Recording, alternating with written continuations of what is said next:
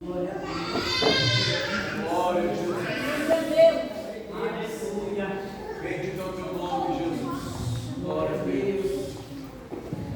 Eu salvo a igreja com a paz do Senhor Jesus. Amém. Para mim é motivo de alegria de estar um dia com os irmãos e fazendo esse culto, primeiro adorando a Deus, segundo essa nova família que está sendo formada, que é a família Bezerra, a qual eu amo muito, eu gemo. E a minha filha Thaís, o Gabriel, que está vindo. Para chegarmos aqui, para ele chegar aqui, foi uma história que eu acho que o culto não ia dar para contar tantos detalhes. Para começar, como eu conheci o nosso Guilherme.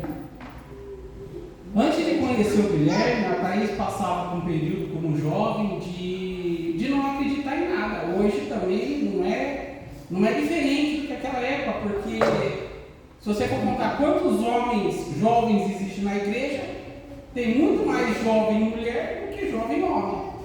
Então está difícil para jovens hoje em dia arrumar um partido. E a Thaís estava nessa época desiludida, ela não queria mais nada, né? Tinha acabado de voltar para a igreja e ela não queria. Ela vai falar: Thaís, você tem que arrumar um, você já está com 20 anos, filho, você já tem que progredir, criar sua família, e assim que manda a Bíblia. E ela fala: não, pai, não quero, não tem lá na igreja, na comunidade, enfim, coisa de jovens. E um belo dia, o irmão fez um culto na igreja e a gente estava lá louvando, agradecendo o nome do Senhor, e apareceu um jovem, moreno, bonito, cabelinho do lado assim, e eu sentava ali para ele e falava: Senhor, o Senhor podia conceder essa bênção para minha família, né? Podia ser qualquer um, mas o Senhor concedesse. Eu só pensei só, nem fixei na mente essa ideia, né? Logo já sumiu já. E o culto rolou, eu vi que era um cara sério, uma pessoa séria, entregou o recado de Deus, entregou o culto, foi uma bênção. E eu vi que não houve nem o olhar da Thaís, nem dele, e eu já saí de murcho, né? Tinha até esquecido, e desci, guardei os documentos e fui saindo do corredor.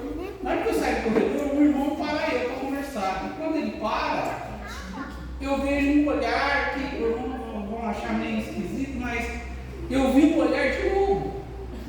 Por que eu falo assim? Porque quando eu estava parado conversando com o irmão, aquele olhar penetrante passou assim, ó, olhando, e eu conversando com o irmão ali assim, ele olhou para mim e passou. Eu falei: caramba, eu conheço esse olhar é de lobo. Esse lobo está querendo algumas ovelhinhas de casa. E eu pensei comigo e fechei a cara, com essa cara brava que eu tenho. Desde nascença eu sou assim. E fechei a cara e guardei comigo. Ele ficou rodeando ainda. Ele não rodeou a Thaís, ele rodeou aonde eu estava, conversando com o irmão, ele rodeou, ficou parado ali. Irmão, foi essa cena, eu fui embora para casa e eu quieto, na minha, ninguém comentou nada, eu falei: gente, eu vi um jovem na igreja, eu olhei o olhar dele meio esquisito, né? Ele não foi desrespeitoso com nenhuma família minha, nenhuma filha minha, mas eu achei ele esquisito, comentando com a minha esposa. Daí a minha esposa falou assim: nossa, Marco, eu gostei desse jovem também. É um rapaz de porte, mas será que é casado? Noivo? Não tem nada na mão, então não é. Até então não é. E começou o processo. Quando a gente for falar com a Thaís, como a jovem de hoje está com dificuldade para arrumar um varão, a Thaís não era diferente. Não, pai, não, que isso, não, longe, ele não olhou para mim, ele sequer falou comigo, não. E a Thaís, nessa dureza do coração dela. E eu falei: não, Thaís, não é assim não, vamos. E começamos a trabalhar. Manda mensagem para ela, não podia de jeito nenhum mandar mensagem. Não, então, dá uma curtida no Facebook dele ou no Instagram, dá um sinal de fumaça, vai falar assim com ela. E ela fez lá o que tinha que fazer e, enfim, meu pai, adiantar o processo. O Guilherme, até que um dia, conseguiu responder ela ficou meio assim, né? Nossa, ele respondeu, e agora? Agora você conversa com ele. Eu falei: não, pai, mas como é que funciona? Eu falei: não, e ela não queria conversar com ele. Aí eu cheguei com a minha esposa e falei assim: não, então deixa eu conversar com ele. Eu vou namorar ele, pelo WhatsApp. Você fala, digita aí, eu falo, você digita.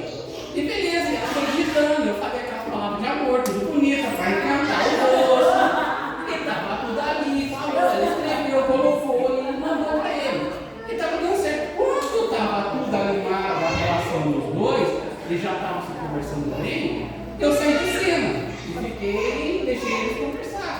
E foi conversando, e certo dia a Thaís veio e falou: pai, conversando, ele quer vir aqui conversar com o senhor, e para pedir minha mão, né? E eu gosto dele. Assim, ficou conversando, eu gosto da conversa dele, eu gosto. Eu falei: beleza, traz ele aqui. E quando ele foi lá em casa, eu pensando: o que eu vou falar para um pregador? Eu só sou músico, não sou mais nada. Eu gosto de ler a Bíblia, mas só sou músico. O que eu vou falar para um cara que conhece bastante? Eu pensando comigo.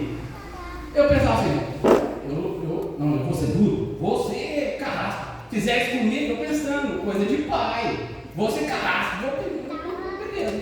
Chegou lá, eu com essa postura, ele conversando, todo gentil, bem nervoso, participando com a senhora, amém.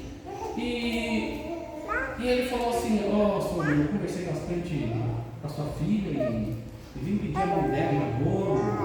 Eu gostaria de ter a permissão do irmão.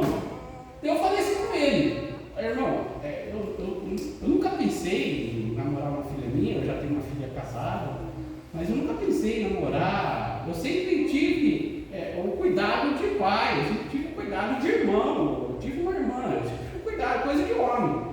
E quando eu cheguei para ele, eu falei: meu Deus, eu pensando ali 5 minutos, o que eu vou falar com um cara desse? Como que vai ser o namoro da minha filha, né?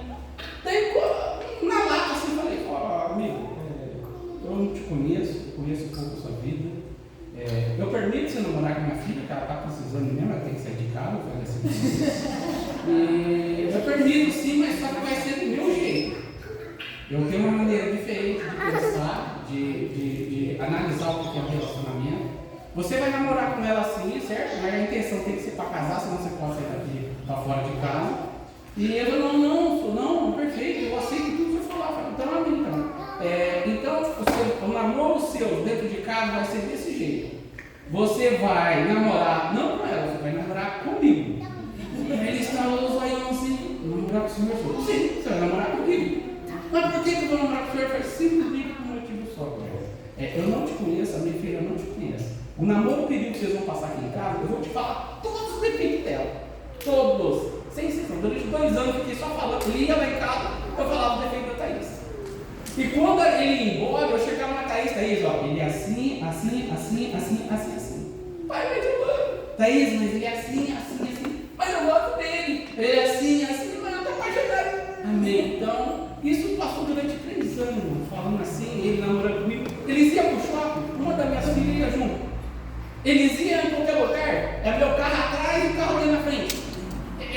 Assim, ele ia lá em casa namorar a Thaís, ele namorava eu namorava a Thaís, porque ele conversava comigo, não com a Thaís. E foi assim durante 3 anos. Essa luta que esse jovem passou para conseguir a tão sonhada, amada esposa que ele hoje. E durante 2 anos, quase 3 anos, ele lá em casa, o que eu sempre falei para ele: Guilherme, você pode ser o pregador da palavra que for, você pode ser quem for, mas eu sigo o princípio de um casamento que eu perdi após o Senhor me dando de volta. Você segue só isso, cara. Como que eu sou o seu namorado? Eu falei assim, no sentido de namorado, não de o mundo leva para malícia, mas eu falei assim para ele: eu faço no sentido de namorado, velho, porque hoje em dia, quando se tem separação dentro da igreja, não aparece um Cristo para dar um apoio. Um irmão para falar: irmã, você precisa de ajuda, não, se for para pelejar e jogar fora, tá cheio. Mas para dar um apoio, irmão, vamos juntos, vamos orar, vamos clamar. Eu falando assim, mulher, não tem, velho, isso acabou. Quando o meu casamento estava para separar, não tem nenhum que veio me ajudar. Eu orei para Deus: Senhor, me ajuda. Não apareceu ninguém, Deus não mandou ninguém, eu fiquei sozinho. Então, na hora de você passar na luta difícil do seu casamento, é você sozinho. E como você está namorando comigo, não com a minha filha, eu faço um pacto com você pro resto da sua vida. Não importa a crise que você tenha com a Thaís. Se a Thaís te trair, cara, eu vou estar junto com você orando. Se você trair minha filha, cara, eu vou estar junto com você orando. O que eu estou querendo dizer, Guilherme? Você vai casar com a minha filha, comigo não tem separação. Você está entendendo, Guilherme? O casamento é assim. O maior exemplo, Deus ele gosta tanto de casamento, Guilherme, que ele deixou o maior exemplo de como deve ser um casamento para nós cristãos. É Cristo e a igreja. Bom, você já parou para imaginar, Guilherme, se Jesus Cristo resolvesse deixar a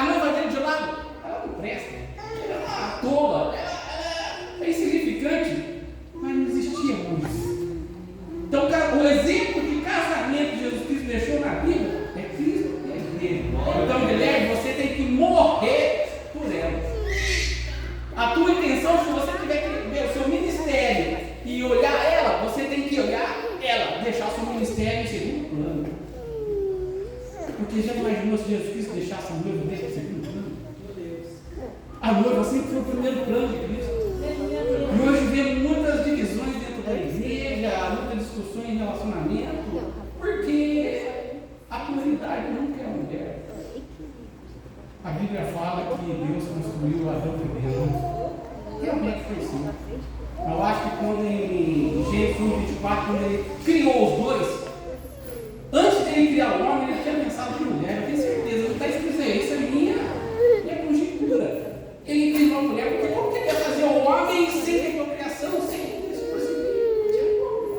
O homem era um projeto falido sozinho. Tinha que haver mulher. Então, quando Deus criou em Gênesis 1:24, ele criou os dois, homem e mulher. A outra conjectura que eu faço em relação a mulher é a parte da costela do homem, costela do homem. Não é costela, essa é a minha interpretação, e vocês podem pesquisar. No hebraico a palavra está escrito lá, tesselá, que quer dizer lado. Quando Cristo foi ferido na cruz, a palavra lá que está escrita lá no original é pleu, é lado. Foi atingido do lado. Eu traduzo e falando com o Guilherme, a Thaís nunca é só costela, ela é tua metade. Aprenda isso, Guilherme. Ela não é tua costela. Muitos homens machistas falam, é costelinha, senta aqui. Não é costelinha, ela é a tua metade. Porque na soma, na matemática do relacionamento, 1 mais 1 é 1. Porque você vai estar no relacionamento, Guilherme, você tem que matar a tua metade. E a Thaís tem que matar a metade dela para você se tornar um, para dar certo. E foi durante 3 anos falando assim, para esse grande homem que hoje estamos aqui, comemorando e agradecendo o nome do Senhor Jesus Cristo. E com essa chegada do Gabriel, que veio brilhantar essa família, eu fico muito feliz e agradeço a Deus, porque no genro, ele sim, eu vejo nos olhos dele, no comportamento dele, que tudo que foi falado durante esses 3 anos namorando comigo, ele está seguindo. Ele honra a mulher, ele valoriza a mulher. Não vou falar que ele não tem briga, isso aí está no lugar dele, não vou falar que tem discussão, isso aí, relacionamento não tem mesmo. Eu não sei, eu nunca sei, mas eu tenho certeza que tem. Não tem como ter um relacionamento, você não tem uma desavença, são pessoas diferentes. Mas que ele honra a esposa dele, que ele coloca a esposa dele em primeiro lugar, isso faz. Eu fico muito feliz com isso, porque toda vez que eu falo isso, eu coloco, eu renovo o meu pacto que eu fiz com ele. Não importa o que aconteça com o seu casamento, meu filho, eu vou estar junto orando com você com qualquer dificuldade. Então você pode contar com a família dele. Eu agradeço a oportunidade. Glória a Deus.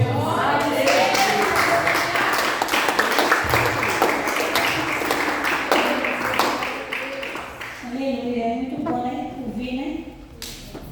Algo assim, né? Que